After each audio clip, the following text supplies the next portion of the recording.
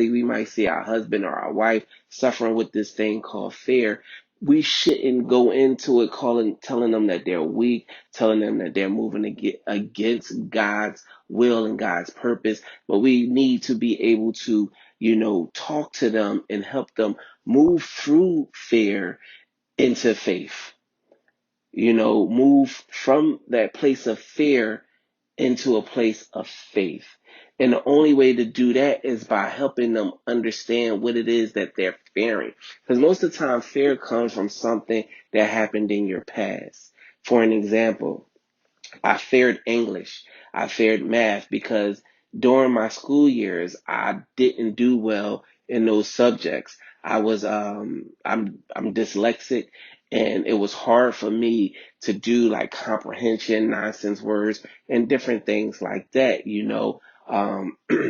So I feared it. And when I went to college and I started off in my collegiate journey, I will always avoid those classes. But when I was going for my undergrad in psychology, I had to take English and I had to take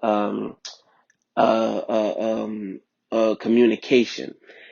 When I had to take those classes, I was ready to drop out. I actually did a couple times postpone my classes. I dropped my classes. I did all of that stuff. But then I went into prayer and I said, Lord, I need to do this. I need to do this. If you let me get through this English class and this comprehension class, I promise you that I will do everything that you've called me to do. I went in, that was the first two classes I took when I got back on my academic journey. I was so afraid. I didn't know how I was going to make it through. I was taking literature. I was reading these books. Couldn't really understand it. Couldn't really understand what was going on.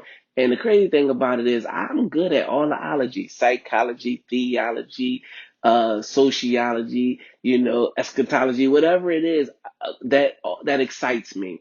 But for some reason, English and math, I feared it. It was hard for me to do. So